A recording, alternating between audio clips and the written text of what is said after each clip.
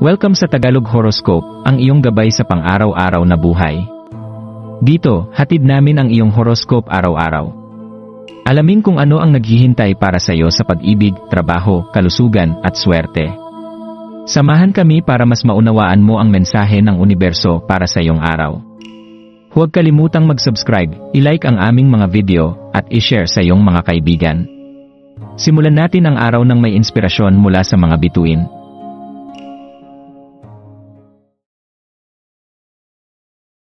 Narito ang iyong horoscope para sa Pisces ngayong Enero 20, 2025, habang unti-unting bumangon ang enerhiya ng Aquarius season, mararamdaman mong naakit ka sa daloy at inobasyong hatid ng panahong ito.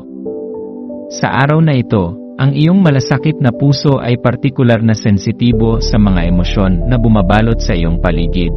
Kaya't mahalaga na alisin ang anumang negatibong enerhiya na maaaring magdilim sa iyong kalooban. Yakapin ang vibrasyon ng araw na ito na may bukas na isipan, dahil ito ay naglalayong magbigay linaw sa iyong pag-unawa, hindi lamang sa iyong nararamdaman, kundi pati na rin sa nararamdaman ng iba. Sa 22 ni Lunar Day, iniimbitahan ka ng kalawakan na magnilay-nilay tungkol sa lakas ng iyong mga iniisip at mental na enerhiya. Isipin kung paano ang iyong pananaw sa mga sitwasyon ay nakakaapekto sa iyong mga interaksyon sa mundo.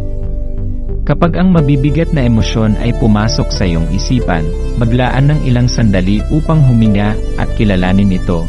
Tanggapin ang papel nito sa iyong paglalakbay, ngunit huwag hayaang pamunuan ka nito sa iyong landas. Dahil ang buwan ay nasa Libra, may mga pagkakataon na magagamit mo ang mga sandali upang linawin kung anong mga desisyon ang nasa iyong harapan. Ang araw na ito ay tamang panahon upang timbangin ang mga kalamangan at kahinaan, at hayaang ipakita ang mga ito ng maganda. Mag-isip ng mga balanse sa iyong mga desisyon, dahil ito ang magsisilbing gabay upang mapagtagpo ang iyong mga hangarin at tamang aksyon. Hayaan mong umakyat ang musika sa iyong kalooban.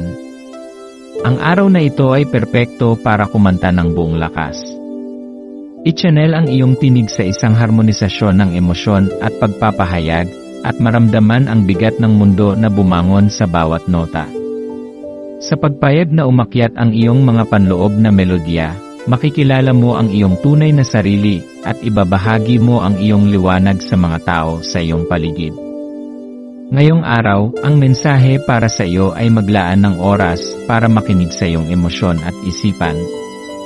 Habang ang Aquarius season ay nagdudulot ng mga bagong ideya at posibilidad, mahalaga ring maglaan ng panahon upang suriin ang iyong mga nararamdaman at kung paano ito nakakaapekto sa iyong mga relasyon at desisyon. Ang pagbabalik loob sa sarili ay isang makapangyarihang hakbang upang magpatuloy sa tamang direksyon.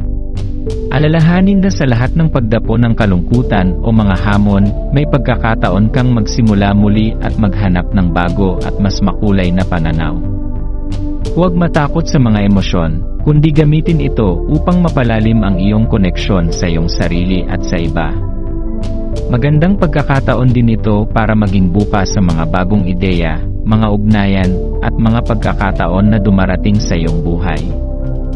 Hindi mo kailangang magmadali, maglaan ng oras upang magmuni-muni at magtimbang ng iyong mga desisyon. Sa bawat hakbang, tiyakin na ito ay nagmumula sa isang matatag na pundasyon ng iyong sariling mga pangarap at layunin. Sa pagtatapos ng araw, magkaroon ng pasasalamat sa mga pagkakataon at tao sa iyong paligid, at yakapin ang mga aral na hatid ng bawat karanasan.